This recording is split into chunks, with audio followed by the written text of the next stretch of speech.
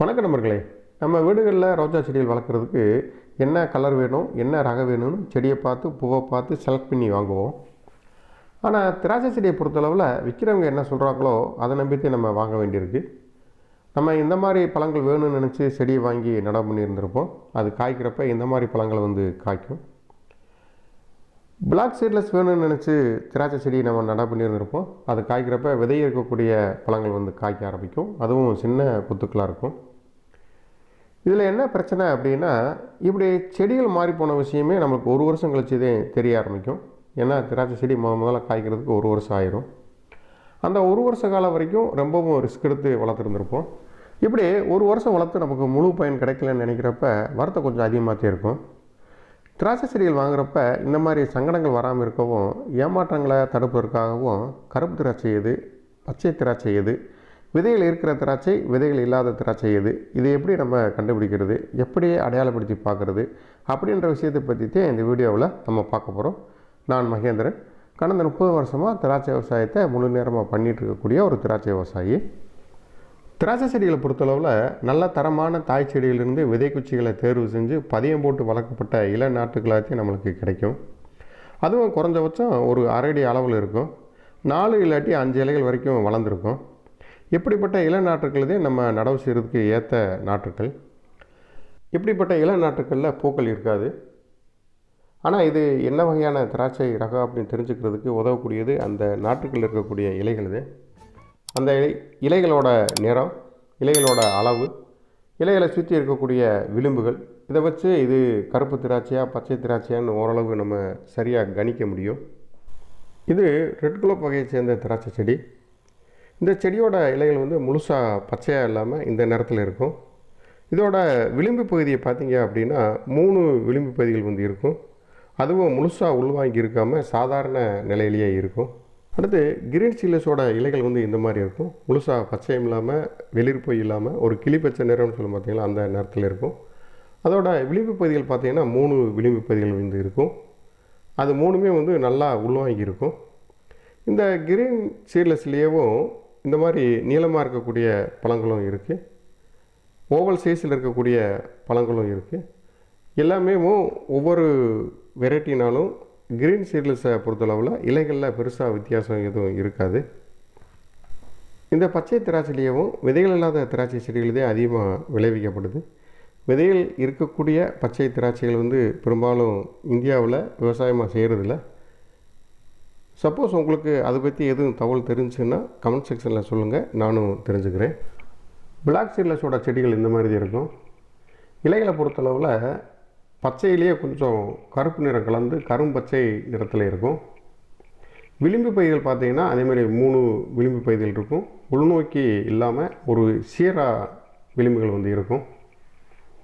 இதே கருப்பு விதையில்லாத திராட்சையிலையும் சில ரகங்கள் இருக்குது. இந்த மாதிரி ரகங்களில் இருக்கக்கூடிய இலைகளும் சின்ன சின்ன வித்தியாசங்கள் இருக்கும். பெரும்பாலும் இந்த கருப்பு விதையில்லாத திராட்சையில் இருக்கக்கூடிய இலைகள் கரும்பச்சை நிறத்தில் இருக்கும். அடுத்து இது டாக்ரேஜ் வேர் செடி. பார்க்குறதுக்கு திராட்சை செடி மாதிரியே இருக்கும். இலைகளெல்லாம் திராட்சை இலைகள் மாதிரியே இருக்கும். இதே திராட்சை செடின்னு விற்கிறவங்களும் இருக்காங்க. அதையும் நம்பி திராட்சை செடின்னு வாங்கி வளர்க்குறவங்களும் இருக்காங்க. இது எத்தனை வருஷம் ஆனாலும் காய்க்கவே செய்யாது, வெறும் செடிகள் மட்டும்தான் இருக்கும். ஆனால் திராட்சை செடி எப்படியோ அதே மாதிரி இருக்கும்.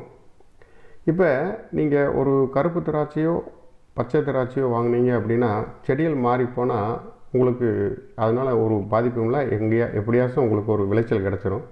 ஆனால் இந்த மாதிரி செடிகளை திராட்சை செடி தான் நீங்கள் நம்பி வாங்கினீங்க அப்படின்னா உங்களுக்கு எந்த விளைச்சலுமே கிடைக்காது. இப்படிப்பட்ட செடிகள் வாங்குறப்ப கொஞ்சம் கவனமாகவே இருக்கணும். இது எப்படி நம்ம தெரிஞ்சுக்கிறது, எப்படி நம்ம அடையாளப்படுத்தி பார்த்துக்கிறது அப்படின்ற விஷயத்தை இந்த வீடியோவோட கடைசியில் கொஞ்சம் தெளிவாகவே சொல்லியிருக்கேன். இப்போ நம்ம அந்த கருப்பு திராட்சையும் பச்சை திராட்சையும் எப்படி அடையாளப்படுத்துன்ற விஷயத்தை கண்டிப்பாக பார்க்கலாம். அடுத்து விதையில் இருக்கக்கூடிய கருப்பு பன்னீர் திராட்சையோட செடிகள் இந்த மாதிரி இருக்கும். இலைகளை பொறுத்தளவில் இந்த மாதிரி கிளிப்பச்சை நிறத்தில் இளம் இலைகள் இருக்கும். முதிர்ந்த பிறகு கரும்பச்சையாக மாறிடும். ஆனால் விளிம்புகளை பொறுத்தளவில் 3 விளிம்புகள் இருக்கும். ஆனால் விளிம்புகளில் நெருக்கமான இந்த மாதிரி, அதாவது வேப்ப இலையில் இருக்கிற மாதிரி நெருக்கமான இந்த வெட்டு விளிம்புகள் அதிகமாக இருக்கும். இதே கருப்பு பன்னீர் திராட்சையில் இன்னும் கொஞ்சம் வித்தியாசமான இலைகளோட செடிகளும் இருக்குது. இதோட இலைகள் வந்து நல்ல வெள்ளை நிறத்தில் இருக்கும். இலையோட பின்பக்கத்தில் நம்ம எடுத்து பார்த்தோம்னா நல்லா பஞ்சு மாதிரி மெதுமெதுப்பாக இருக்கும். இதுவும் கருப்பு பன்னீர் திராட்சை தான். இதுவும் விதைகள் இருக்கும். நல்ல இனிப்பு சுவை உள்ளது. பெரும்பாலும் மாடி தோட்டங்களில் இந்த திராட்சை செடியத்தையும் வளர்த்துட்டு வர்றாங்க. இது கருப்பு பன்னீர் திராட்சை குடும்பத்தை சேர்ந்தது. ஆனால் இது ஒரு ரகம். சின்ன பூவாத்தையும் போடும், சின்ன குத்துக்களாத்தையும் வைக்கும். ஒரு கத்தில் 10 பழம் மட்டும்தான் இருக்கும். இது முழுக்க முழுக்க தமிழ்நாட்டில் யாரும் விவசாயமாக பண்ணுறதே இல்லை. இப்போ நீங்கள் வளர்க்கக்கூடிய இந்த செடிகள் எல்லாமே ஆன்லைனில் வாங்கப்பட்ட செடிகளாக இருக்கும், அல்லது பெரிய நர்சரியில் வாங்கப்பட்ட செடிகளாத்தையும் இருக்கும். இந்த செடியோட இலைகளை பார்த்தீங்க அப்படின்னா பெரிய அளவில் விளிம்புகள் எதுவுமே இருக்காது. இலையை சுற்றியுமே வெட்டு விளிம்புகள் மட்டும்தான் இருக்கும். நம்ம இதுக்கு முன்னால் பார்த்த ரகங்களில் 3 விளிம்புகள் இருக்கும், அல்லது 5 விளிம்புகள் இருக்கும். அந்த விளிம்புகள் வந்து உள்நோக்கி கொஞ்சம் வளைஞ்சிருக்கும். ஆனால் இந்த ரக திராட்சையில் வந்து அந்த மாதிரி இலைகளை சுற்றியுமே வெட்டு விளிம்புகளாக இருக்கும். பெரிய விளிம்புகள் வந்து இருக்காது. இந்த ரகத்தோட குணாதிசயங்கள் தெரியாமல் நிறையா மாடி தோட்டங்களில் திராட்சை வளர்க்குறவங்க இதை வாங்கி வளர்த்துட்டு நம்மளுக்கு நிறையா கொத்துக்கள் போடணும், நீளமான கொத்துக்கள் போடணும்னு சொல்லி முயற்சி பண்ணிகிட்டு இருக்காங்க. அதனால் நீங்கள் இதில் இந்த ரகம் வளர்க்குறவங்க பெரிய ஒரு ரிஸ்க் எதுவும் எடுக்க வேண்டாம். இந்த ரகத்தை பற்றியும் இந்த ரகத்தை வளர்க்குறவங்க அடுத்து என்ன செய்யலான்றதை பற்றியும் ஏற்கனவே ஒரு வீடியோ பதிவு நம்ம போட்டிருக்கோம். உங்களுக்கு கூடுதல் தகவல் தேவை இருந்தால் அந்த வீடியோவை பார்த்து நீங்கள் தெரிஞ்சுக்கோங்க. அதோட லிங்க்கு ஐகார்ட்லேயும் கொடுத்துருக்கேன், டிஸ்கிரிப்ஷன்லேயும் கொடுத்துருக்கேன். உங்களுக்கு தமிழ்நாட்டில் விளையக்கூடிய கருப்பு பன்னீர் திராட்சை வேணும் அப்படின்னா என்னோடய வாட்ஸ்அப் நம்பருக்கு கான்டாக்ட் பண்ணுங்கள். தேவைப்படக்கூடிய நம்பர்களுக்கு கூரியல் மூலமாகவே திராட்சை செடிகளை நாங்கள் அனுப்பிச்சி வச்சுட்ருக்கோம். சரி நண்பர்களே, நீங்கள் வீட்டில் வளர்க்குறதுக்கு திராட்சை நாற்றுகள் வாங்குறதா இருந்தீங்கன்னா அது கருப்பு திராட்சையாக இருக்கலாம், பச்சை திராட்சையாக இருக்கலாம், சீட்லெஸ் வகைகளாக இருக்கலாம். அதோட இலைகளை பார்த்து உங்களுக்கு என்ன ரகம் வேணும்னு நினைக்கிறீங்களோ அந்த ரகத்துக்கான இலைகளை பார்த்து நீங்கள் கன்ஃபார்ம் பண்ணி வாங்குங்க. இப்போ தாராளமாக கூகுளில் சர்ச் பண்ணாலேயும் ஒவ்வொரு வெரைட்டிக்கான இலைகளும் அதோட சைஸு கலரோடு வந்துடும். நீங்கள் அதை ஒத்து பார்த்து கூட தாராளமாக வாங்கலாம். ஆனால் நம்ம இந்த வீடியோவில் ஆரம்பத்தில் சொன்ன மாதிரி இது திராட்சை செடி மாதிரி இருக்கக்கூடிய ஒரு வேர் செடி. இது டாக்ரேஜ்னு சொல்லக்கூடிய ஒரு வேர் செடி. இந்த வேர் செடியில் இருக்கக்கூடிய இலைகள் எல்லாமே சரியாக திராட்சை இலைகள் மாதிரியே இருக்கும். இதோட தண்டு பகுதி வயலட் நேரத்தில் இருக்கும். இது முழுக்க முழுக்க திராட்சை செடிகளை வந்து உற்பத்தி பண்ணுறதுக்காக வளர்க்கக்கூடிய ஒரு வேர் செடி.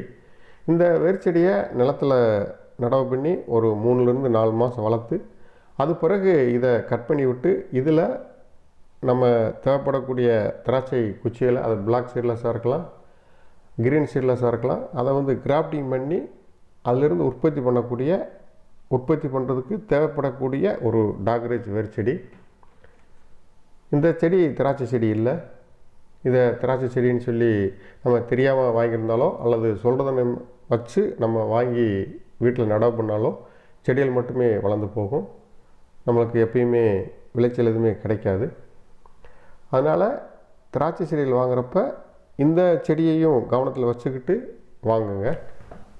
சரி நண்பர்களே, இந்த வீடியோ பற்றின கருத்துக்களையும் மேற்கொண்டு உங்களுக்கு தகவல் எதுவும் தேவை இருந்தாலோ சந்தேகம் இருந்தாலோ வழக்கம் போல் கமெண்ட் செக்ஷனில் சொல்லுங்கள். அடுத்த ஒரு கூடுதல் தகவலோட இன்னொரு பதிவில் சந்திக்கலாம். நன்றி, வணக்கம்.